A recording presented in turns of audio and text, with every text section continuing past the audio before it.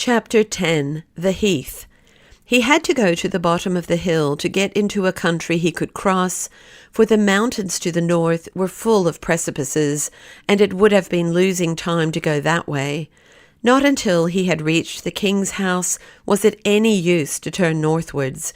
Many a look did he raise, as he passed it, to the dove tower, and as long as it was in sight, but he saw nothing of the lady of the pigeons.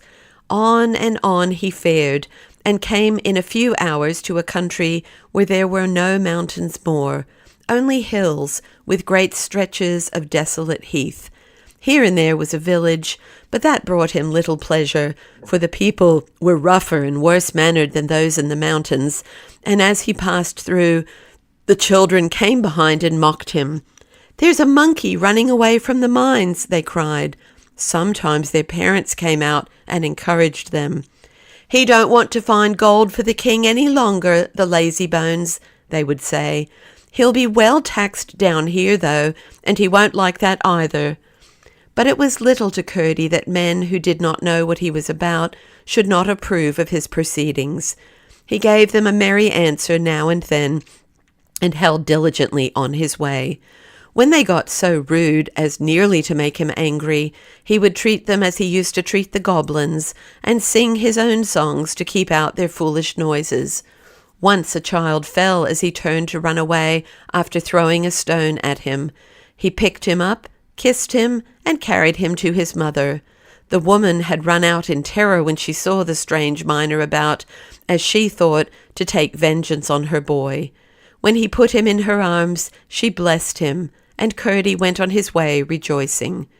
And so the day went on, and the evening came, and in the middle of a great desolate heath he began to feel tired, and sat down under an ancient hawthorn, through which every now and then a lone wind that seemed to come from nowhere and to go nowhither sighed and hissed.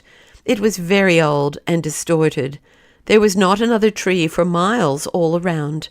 It seemed to have lived so long, and to have been so torn and tossed by the tempests on that moor, that it had at last gathered a wind of its own, which got up now and then, tumbled itself about, and lay down again. Curdie had been so eager to get on that he had eaten nothing since his breakfast, but he had had plenty of water, for many little streams had crossed his path. He now opened the wallet his mother had given him, and began to eat his supper. The sun was setting. A few clouds had gathered about the west, but there was not a single cloud anywhere else to be seen. Now Curdie did not know that this was a part of the country very hard to get through. Nobody lived there, though many had tried to build in it. Some died very soon. Some rushed out of it. Those who stayed longest went raving mad, and died a terrible death.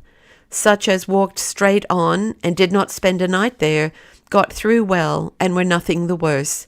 But those who slept even a single night in it were sure to meet with something they could never forget, and which often left a mark everybody could read. And that old hawthorn might have been enough for a warning.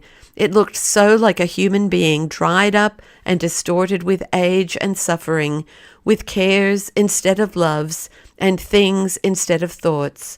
Both it and the heath around it, which stretched on all sides as far as he could see, were so withered that it was impossible to say whether they were alive or not. And while Curdie ate, there came a change. Clouds had gathered over his head, and seemed drifting about in every direction, as if not shepherded by the slow, unwilling wind, but hunted in all directions by wolfish flaws across the plains of the sky.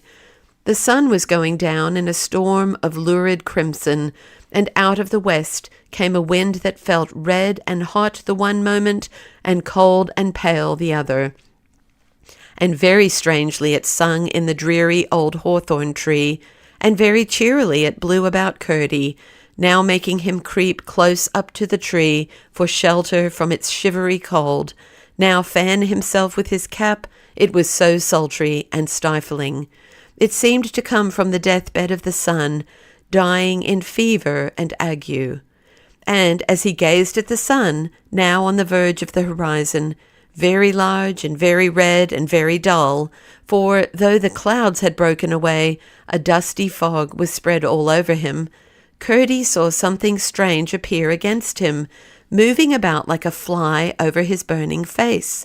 It looked as if it were coming out of his hot furnace heart, and was a living creature of some kind, surely.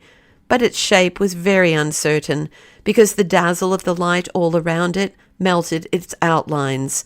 It was growing larger. It must be approaching. It grew so rapidly that by the time the sun was half down, its head reached the top of his arch, and presently nothing but its legs were to be seen, crossing and recrossing the face of the vanishing disk. When the sun was down, he could see nothing of it more, but in a moment he heard its feet galloping over the dry, crackling heather, and seeming to come straight for him. He stood up, lifted his pickaxe, and threw the hammer end over his shoulder. He was going to have a fight for his life. And now it appeared again, vague, yet very awful, in the dim twilight the sun had left behind him. But just before it reached him, down from its 4 long legs it dropped flat on the ground, and came crawling towards him, wagging a huge tail as it came.